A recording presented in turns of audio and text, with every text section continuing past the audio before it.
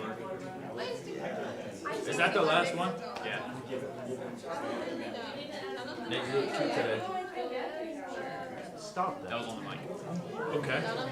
Sorry for complimenting Nate. He actually did accept it. All right, does anybody need me to go back? I can go back. Does anybody need to restart? There's like 4 or 5 questions, I think. Is that all? That would be all. This is the last one. Are we good? Does anybody need to go back? Okay. All right, we're gonna say we're good. Hey, Mr. Mark. Can you close that door for me? And also turn off the drink machine because I always forget. Thank you. Can you give me a water? Thanks, sir. All right. So let's go through some of this whole. Well, first, I feel like we should talk about why we're here. So tonight, thank you. Tonight we're talking about being entrusted with our money. We're talking about giving. So last semester, if you were here, we did a much more practical class about how, as Christians, we manage our money, and that was in our panel class. And so this semester, when you think about stewardship, this is probably what most of us immediately go to is well, we're going to talk about money. And all semester, we really haven't. We've talked about all of the other things that God has entrusted us with or made us stewards of. Well, tonight we are. And it can be a difficult topic, and it might be something that you have never thought of in this frame of mind or thought that it was necessary for you to do. And so we wanted to give this survey out just to see where the class kind of was. And so it looks like in the class we've got about 5 people that are giving and 12 that aren't. So reasons would be, okay, so most people think as to why they're going to give would be for tradition. It's like my family gives, I'm going to give. And then obviously we have some people that don't give and some people that are giving out of love.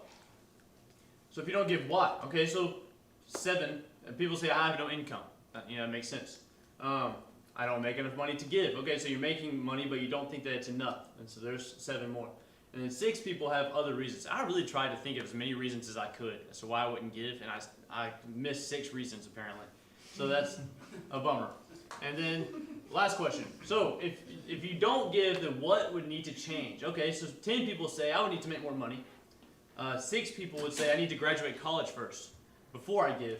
And 1 person says I would need to become financially secure later in life. Maybe down the road, if I can be a bit more secure, then I'll be more willing to give. Okay, so that kind of gives us an idea of where we're at. And that's what we wanted to know before we started, because that's going to a bit tailor what this class is going to be like. So I don't have a PowerPoint with us tonight. If you have your Bibles, turn to 2 Corinthians chapter 8. That's where we'll be pretty much the whole night. For those of you who don't know, this is Jake Armstrong. Jake, what do you do? I'm a financial representative. I was a student at Faulkner though, so I don't do that anymore. Yeah, no more student team.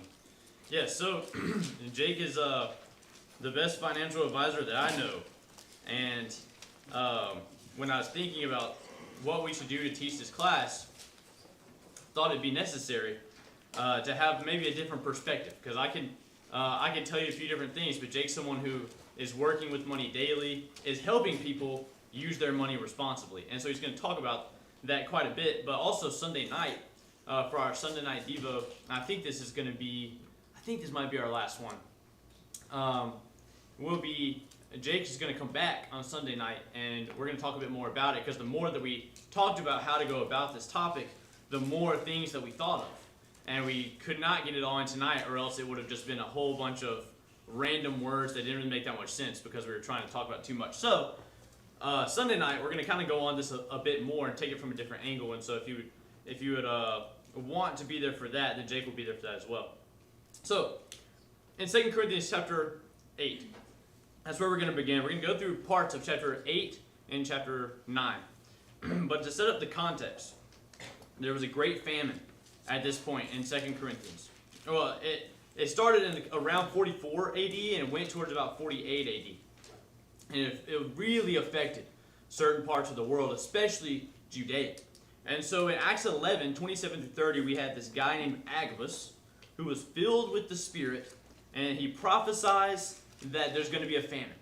And so when he says this, then the disciples go ahead and band together and they start bringing money together and kind of creating a fund. And they put the fund, or the responsibility of the ministry, into Paul and Barnabas' hands. And so you see Paul actually talk about this a lot. Like this ministry that he's doing is he's like raising money from the different churches to send to the Christians in Jerusalem. And so all of the Corinthians were collecting for this fund. And we see in 1 Corinthians 16, 1 through 4, that's where Paul is saying, I'm going to come on the first day of the week and I'm going to collect for this fund. And so at one point the Corinthians were doing this, but we'll see in this passage that they've stopped for some reason. And it's something that we'll dig into in the text tonight. So we know that Corinth was relatively wealthy. It was a relatively wealthy city. And the church here contained both rich and poor people. We can kind of see that from how they discussed the Lord's Supper in 1 Corinthians 11, that some were rich, some were poor, and they were treating each other in a way that Christians shouldn't treat each other. But we see that there are both rich and poor there. And so Jake's going to start us off, but before we begin, there's a couple of words or ideas that I want you to be aware of before we dig into the passage. One is the word grace. The actual word for grace is used about 10 times in the next 2 chapters. And sometimes it's meant as favor, and sometimes it's meant as actual grace. And now keep in mind that not every time you see the word grace in the Bible, especially in this text that we're about to read about, it doesn't necessarily mean grace theologically. And so grace in a theological sense, that would just mean like God has created a way for you for salvation. Like God has made a way for you, you didn't deserve it. He gave you this gift of grace and now you can be saved. Theologically, that's grace. But it can also mean that he can benefit you. And so we'll see that in this text that God can benefit you. And in fact, I think it's chapter 8, a little bit later in the chapter that talks about him helping you be sufficient. Chapter 9, actually, a little bit later in the chapter. Talks about making you sufficient. And he uses the word grace. And it's not meaning that you can be sufficient in God's grace theologically, but it's saying God can help you be sufficient with what you have, like your physical things. That's the kind of grace he's showing. So grace is used a lot, and it's used a couple of different ways. It's the main idea that we're getting at here. But I want you to pay attention as we're reading. Take note of how grace is used. You're going to see that God gives it, his people receive it, then his people give it to others. And so that's the main thing we're going to see in this text. And then also, you see words like abundance, overflow, eagerness, earnestness. And there are multiple words that are described. They're acceptable and natural responses to the grace that we are given. And 3 of them are abundance and overflowing and eagerness. And so note some of these words that are used to describe those who have, or to describe these people and their mentality when they give. Or when they receive grace in this kind of way and they give grace in this kind of way with abundance and overflowing and eagerness. Note the mentality that they have. And note how Paul uses words like abundance and overflowing when discussing the grace that God shows as well as the grace that man shows in his obedience to God. So, we're going to start in verse 1. Alright, starting verse 1. Now, brethren, we wish to make known to you the grace of God which has been given in the churches of Macedonia, that in a great ordeal of affliction their abundance of joy and their deep poverty overflowed in the wealth of their liberality. For I testify that according to their ability and beyond their ability, they gave of their own accord. So I think right off the bat, Paul wants the Corinthians to know something. He wants them to know that the churches in Macedonia are giving, and we know that they're not continuing to give at this moment. What he wants them to know is they have a great deal of affliction, and there's deep poverty. There are probably 3 churches in this area, at least at a minimum, that we know about. That's going to be the Church of Philippi, Thessalonica, and Berea. There might be others, but instead we know that there are these 3 churches. In Acts 16:13, it talks about when Paul and Silas went to Philippi, and they met with the saints there, who were predominantly women. I can't speak for the other congregations, but the fact that in that verse, I think what should be noted is if there was a predominance of women, that would mean there would be a lack of men who would have been the breadwinners of the time. So because of that, their deep poverty could be attributed to that fact. There could be other reasons. but the point of their deep poverty is emphasized to show that they're giving, well, the point of their deep poverty is a measure of their giving, to emphasize how they're doing it. Their affliction is most likely going to be referring to persecution. This is the same Philippi that Paul and Silas casted out the demon from the girl, and the owners of that girl threw Paul and Silas in jail. That's the same jail where they sang, and they were freed from the jail and converted the Philippian jailer. So we know that there's a presence of persecution in the area, and Paul is emphasizing that point. As Nate kind of mentioned, the Corinthians were probably a mix of rich and poor. I think in study, we would at least be able to tell that they would be more well off than the people in the Macedonian churches. But I think the main emphasis here is to just show that these people, I mean, we're not told that the Corinthians have deep poverty or afflictions. They did struggle with those things. But the people in Macedonia could have very well used that as an excuse to not give. So instead of that being something that held them back from giving, they gave some, and then they gave more than Paul thought that they could. Which in reality, I would argue that they probably didn't give much, but in all things considered, that was a lot.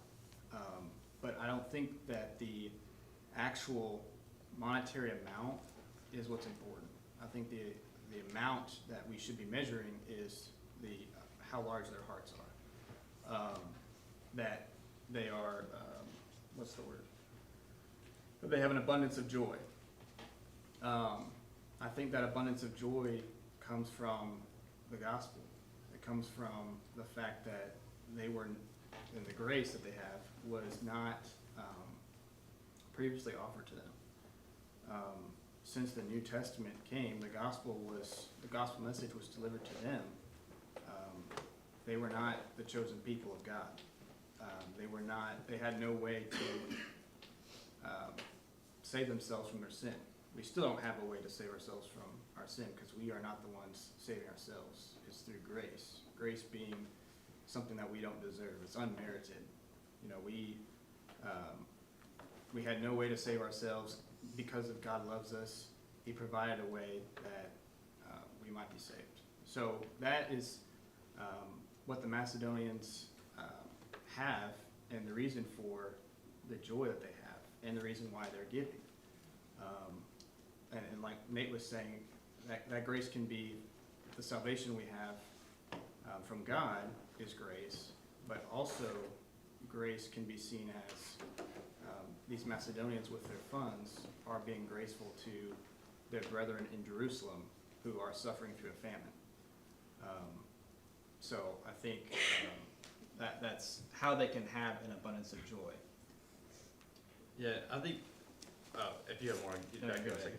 Well, we see, there's more than one time that we see someone giving out of poverty. So if you think about Mark chapter 12, verses, I think 41 through 44 is where you have the widow who just gives all that she has, but is almost nothing. And, you know, we see that Jesus is, like, surprised. Everyone's surprised, why would this woman even give in the first place? She has nothing. It's like, you know, this old woman who has no really source of income, this is the last thing that she has, that she's giving. And so this is not the only time that we see people giving out of poverty, like from almost nothing. But why do we see it? Well, it's because of the abundance of joy that they have, like Jake says. Like, they have the opportunity to be saved. Jesus came for them. And so they want to give back, even out of nothing. And so I just thought the word poverty was like, because in Mark 12, it says the exact word that she gave out of her poverty. And so I thought there was an interesting connection there, that both times we see people who really had nothing giving.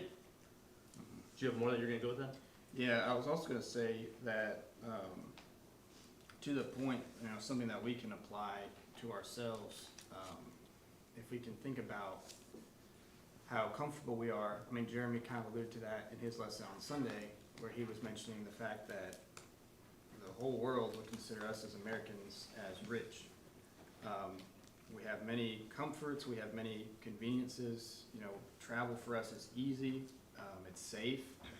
We don't have to, I mean, around here, it's probably not as safe as other places. But Atlanta Highway is dangerous, but it's relatively safe. I mean, we don't have to worry about that. Our food is a couple miles away. So what we can take from this abundance of joy that they have is to look at probably the lack of comfort that they have and something that is harder for us. Their abundance of joy is harder for us to have because of how comfortable we are. We have so many things, our homes, our clothes, all those things, and it's so easy for us to attain those things. It makes it easier for us to have this appreciation for what God has done for us. We're not walking to get our water. We're not having to, work really hard for so little. So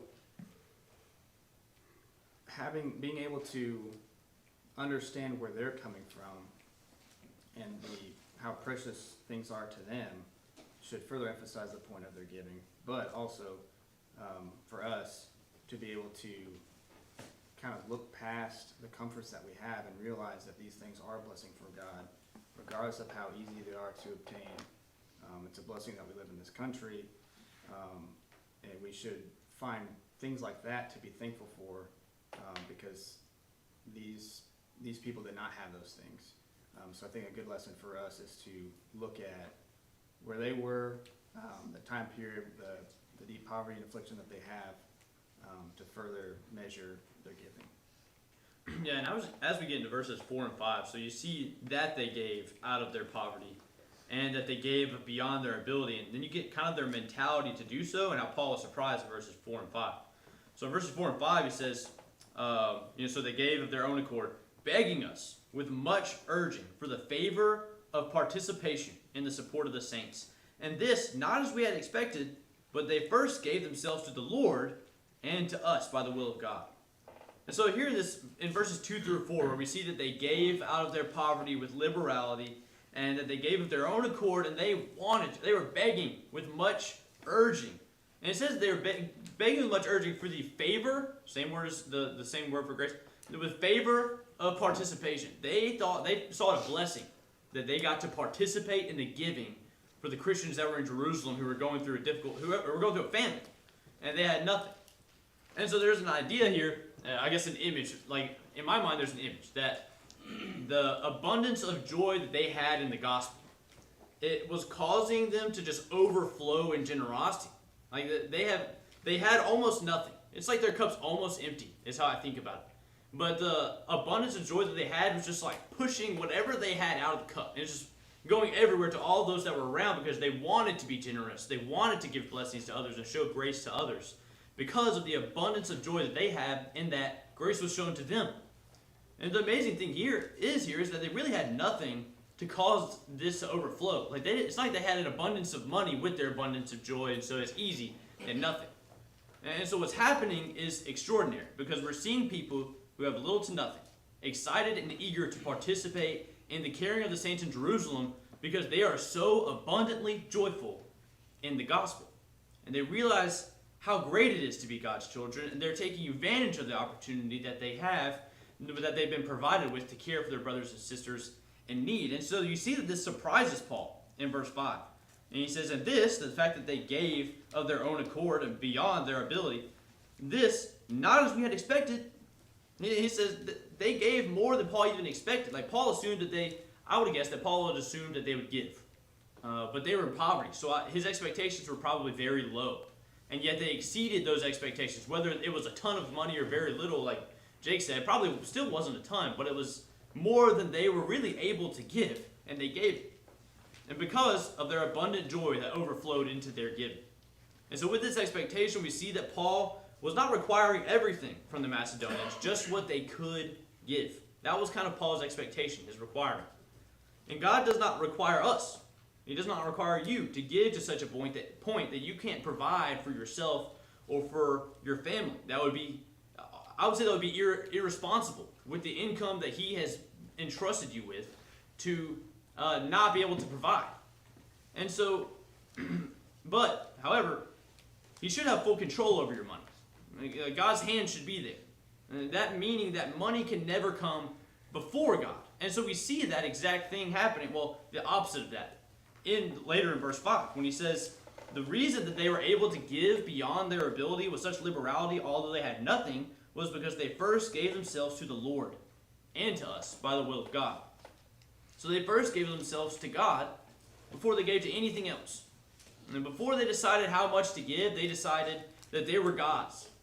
And that they were going to give, that they were going to live their lives in such a way as to show that. And so if we were to ask, like if I was to ask, like, each of us in here would say, I want to live my life so that God is glorified. I would assume, I'm going to operate under this assumption that all of us are going to say that. We all want to glorify God in our lives. Well, what does that look like? We could give a bunch of different answers, right? It could be, well, I act in this way, I don't act in this way, I say these things, I attend this, all these different things. But ultimately what it's going to boil down to is, it means that you've submitted to God entirely. Your whole life is in submission to God, to the Father. And there's nothing or no one that takes priority over God. And His will is what you want done in your life. So does that level of submission only reach to certain parts of your life? Well, no. It can't operate that way. You can't say that you want to fully and completely submit to God and give glory to Him and then not let Him fully have control over what is yours, over what is really His. And God requires everything. And we see that with the rich young ruler in Matthew 19 that Jeremy talked about on Sunday, which I didn't know that he was going to talk so much about this, so it kind of tied in perfectly. But we see with the rich young ruler, he's trying to serve two masters. He's trying to serve money and God, and he can't. He thinks that he's submitted to God and that he's doing all these things correctly, but he's not, because there's still something that's holding him back. God's will should permeate its way into every facet of your life. Nothing can remain untouched or unchanged. Nothing can be kept away from God, and that does include your money and your bank account. And this level of submission is illustrated perfectly in Mark 12, with what we talked about with the widow. How she had almost nothing, but she still gave of it anyways. And so these people have little to nothing, and yet they were eager to give away what they did have. And I don't know how that can really be explained. I don't know if you thought of this, but I guess I'll just ask you then. How do you think it was so easy, maybe not easy, but how do you think that the Macedonians were so willing to give of their means like this? Like, how did they see their money?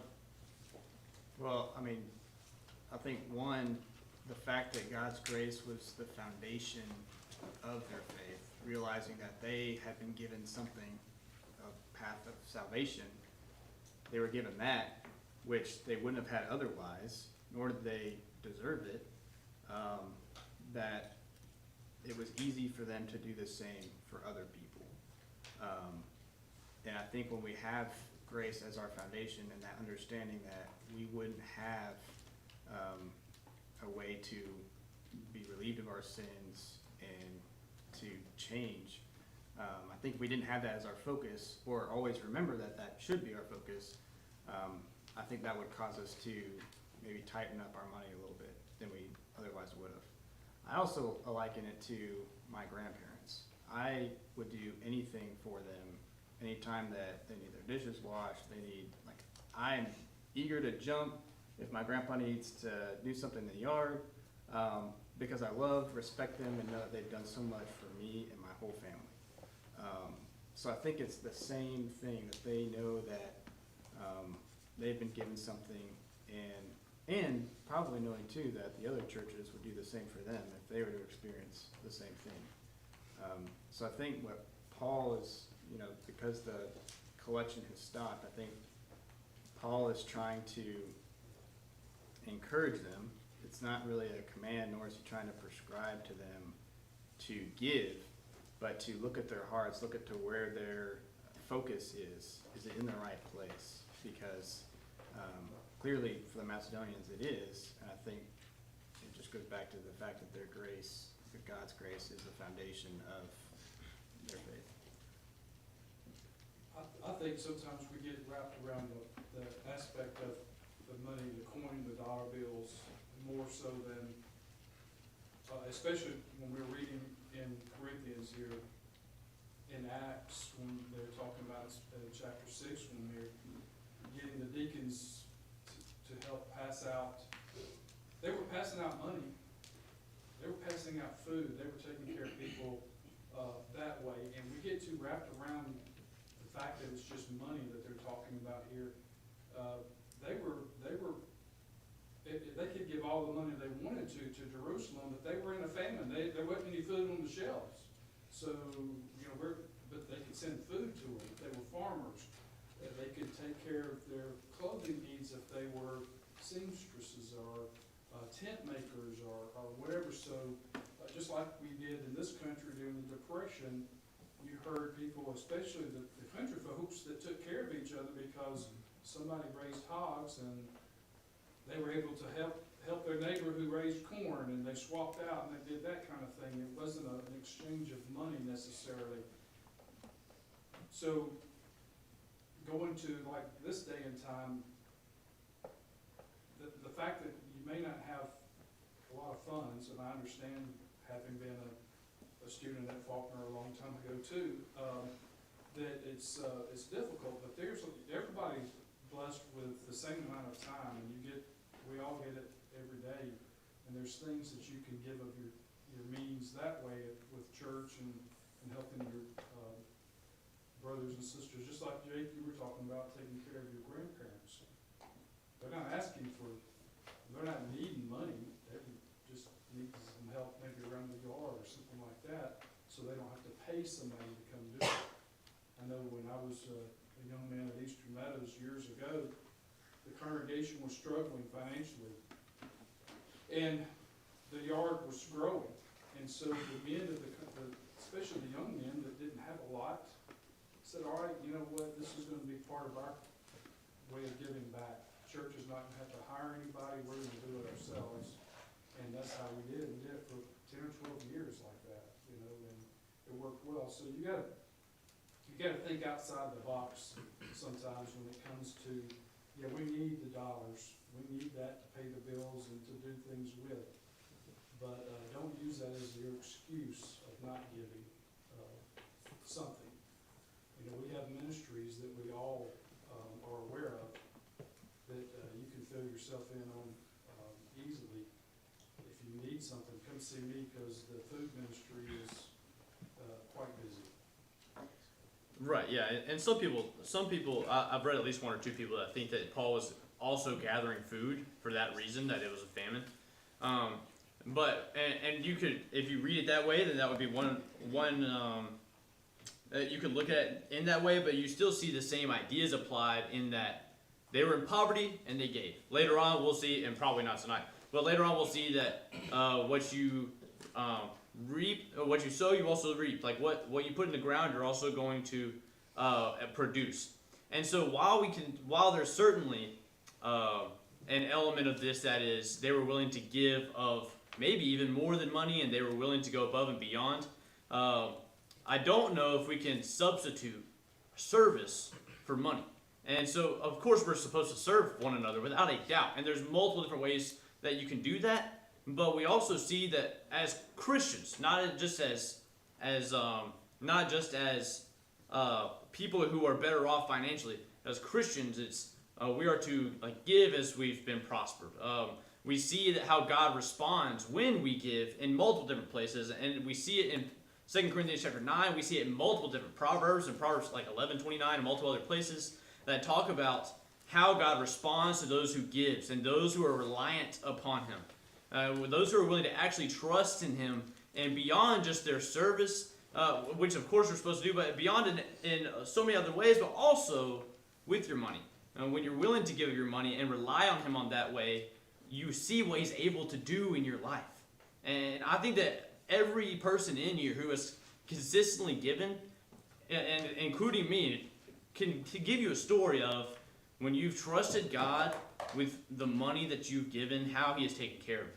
And in times that, my dad used to always say, in the tightest of times, when really we shouldn't probably be, you would think, we shouldn't be giving, is when you give more. And when you give more is when you see God care for you the most. And there's multiple stories I've always heard of people who would say, like, I really had no money, I gave it anyways, and then this happened, and I was taken care of. And so I say that I think every person here that's consistently given, especially some of the older ones, could tell you stories where God has, where their trust in God has paid off in multiple different ways, but in one of them, with God taking care of them. It's amazing to see.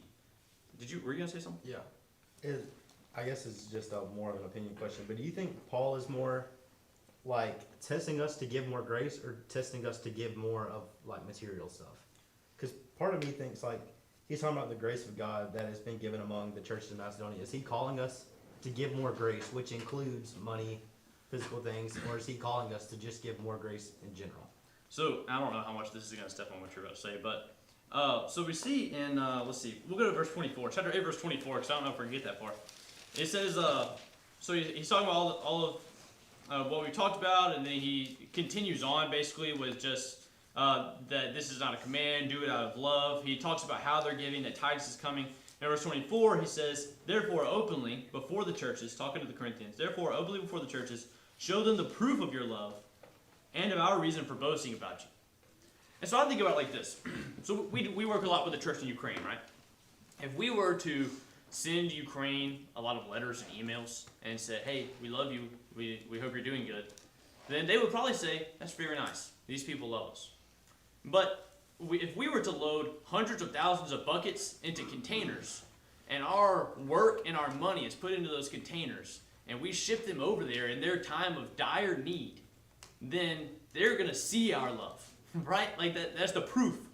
And so twice, Paul says in verse 24 and in another verse, I think in chapter 8, he talks about the proof of your love.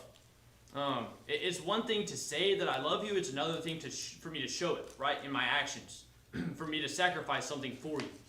And so, to Cherry's question, I think they go hand in hand. If you're going to abundantly show grace to someone, is it going to be in you saying something very nice to them? I mean, maybe. That could be part of it. But it's certainly more so, especially to someone in need, is going to be actually helping them. There's going to be something that is making this grace concrete and evident. And so for them, it's show them how much you love them by giving to them because they're in need. Like these people have nothing. And so you saying, hey, I hope you're doing okay, is not as helpful as you proving your love and showing them concrete grace by giving to them. And so they kind of go hand in hand.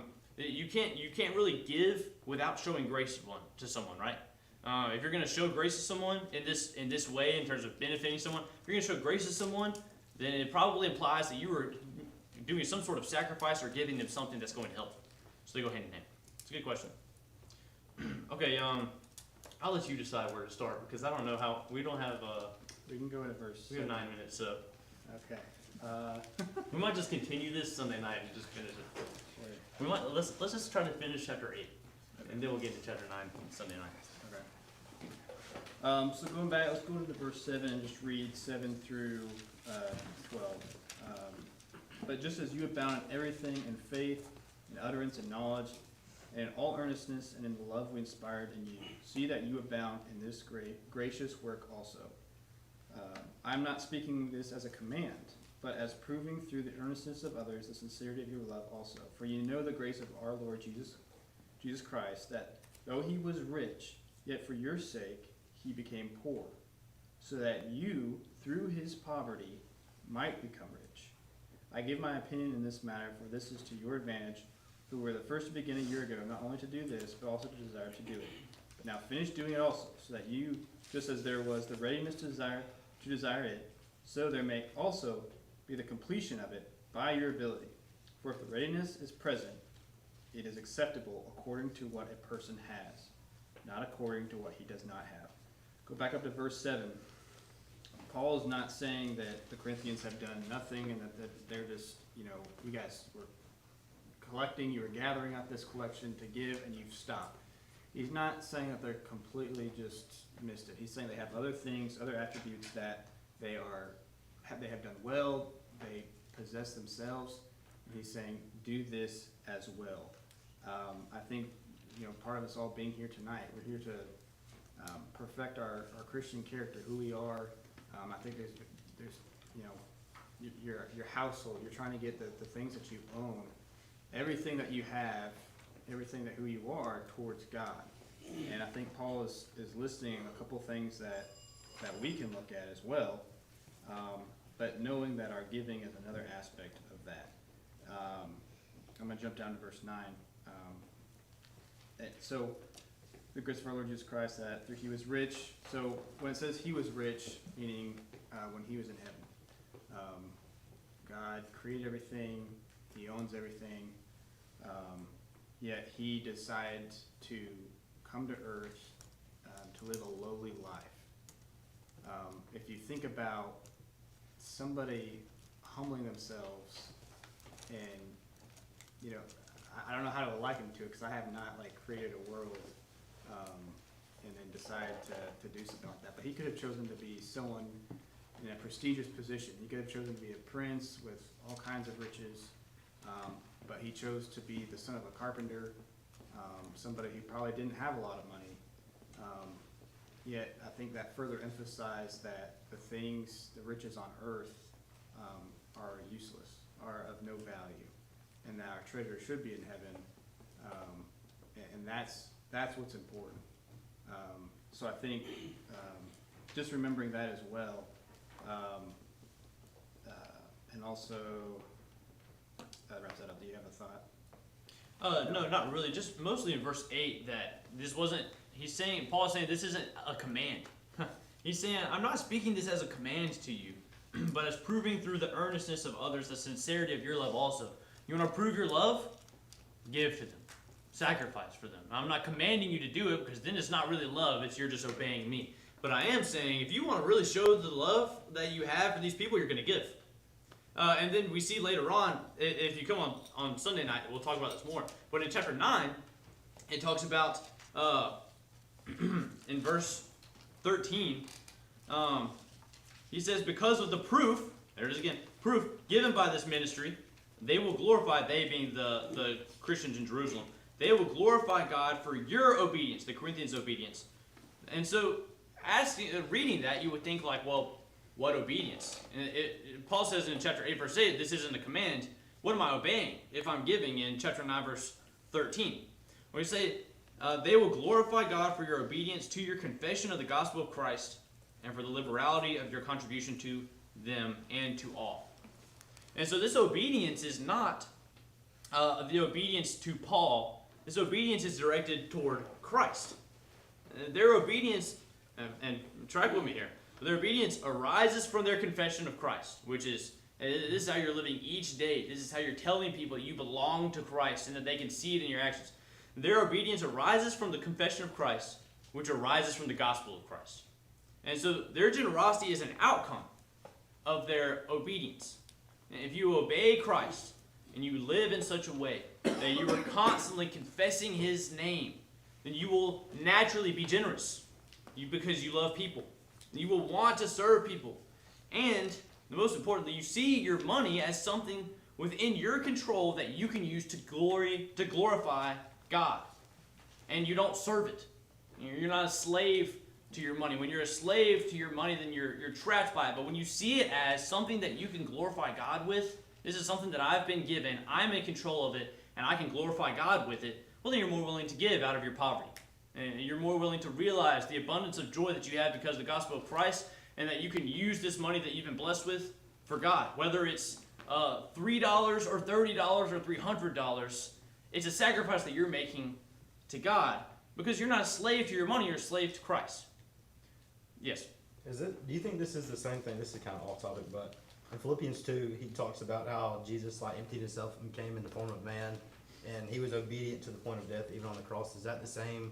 The part is titled Christ's Example of Humility. Is that the same kind of thing we should be striving for that Paul talks about? Like in verse 7 it says, but emptied himself by taking the form of a servant, being born in the likeness of men, and being found in human form, he humbled himself by becoming obedient to the point of death. So is that the same? Do you think that is the goal? Like Paul is writing, they're not the exact same thing, but you're talking about being obedient with everything we have, giving whatever we have because we're doing everything for God. Is that the same should that still kind of be the similar end goal? I Uh, mean, not to the point of us dying on the cross, but like us being obedient to the point that if God calls us to die for Him, then we're supposed to be that obedient. So there's a similarity in that both are obeying the will of God. In both cases, you have to humble yourself. But what he's saying here, this obedience that he has, is that this is not a command that Paul's giving, but it's an obedience to Christ. And because you obeyed Christ, the outcome should be then you're willing to give of yourself and your means. And so you should be willing to be generous because you've received the gospel of Christ and the grace of God. And that should cause you to abound in joy. So, we didn't get nearly as much as far as we wanted to, and so Sunday night, if I had to guess, we will probably be covering some more of this, maybe some more of chapter 8 and into chapter 9. Chapter 9 talks about God gives the most. And so in case you're not going to come Sunday night, here's a very short synopsis. God gives the most. He takes care of those who trust Him with your money. If you trust God, God will take care of you. He's always been faithful. He references Psalm 111, verse 9, that God is going to continue to be faithful. And He's always been faithful to those who are faithful to Him. And if you are willing to trust in Him with everything that you have, including your money, then He's going to provide for you, even more so. And He even says that those who are generous, He provides for so that you can keep being generous. And so there's just things to keep in mind. Here's the main idea here. We want you to realize the importance of giving, not just that it's a command and not just that it's expected of you, even though it is expected of you. But beyond that, you have the opportunity to do great things with, if you make 50 a week, in college I made like 40 a week. You know what that is if I'm giving? That's like $4, maybe $5, $6, whatever. But you have the opportunity to give with even if it's just a little bit of money that you have. If you sacrifice a McDonald's run and you can give those $5 to someone who absolutely needs it. And it's not just you doing it out of the love of your heart, but this is like, you get to show grace to someone. Like you get to show Christ someone. And it's just an amazing thought. And when you take control of your money and you realize that it can be used for God's glory and not just for yourself, then God blesses you for it. And so I encourage you, one, to come back Sunday night because we're going to talk more about this, but also to study it for yourself. Like realize the ridiculous number of times that money is talked about in the Bible and the blessing that those who give that money, the blessings they receive from God. So that is all. Come back on Sunday night and we'll talk about this a whole lot more.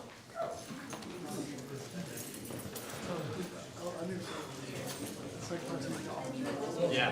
No, I looked down, I was like, oh crap, it's almost 7. It's like we just started. A second he said that. Yeah, it happened. Thank you, Jay.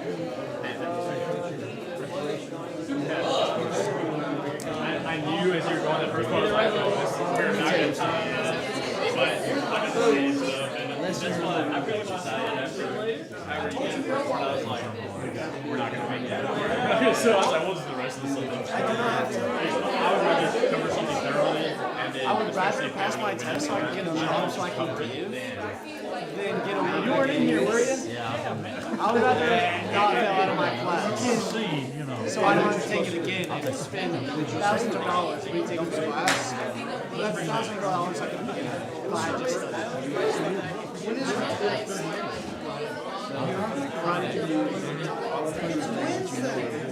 Do you understand how hard accounting is? Sure, we might bring that up Sunday night. We have a whole brother. I feel like the test. How are you doing? Tell me about physics. Do you take physics? Okay, so. No, I'm gonna have to take this. I mean, yeah, you don't have that much. Yeah, I forgot you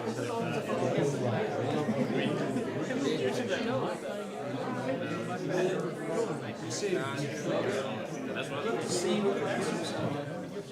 I was actually different. That is more I That's what Hey. I'm talking She's supposed to lock what's up. I got But lock what's up. Yeah, we'll help you with that. Anyway, accounting is the hardest thing I've ever done in my life. I was like, yeah, I'm You never not gonna think about it. Literally. I had like 3 elders and like 5 rankings and multiple admin, and I was like, oh, I mean, what did I say last week? Yeah, like, 40 hours. This month. Okay. So I'm not looking like right after church. I'm going, so you have time I to love say it when that happens.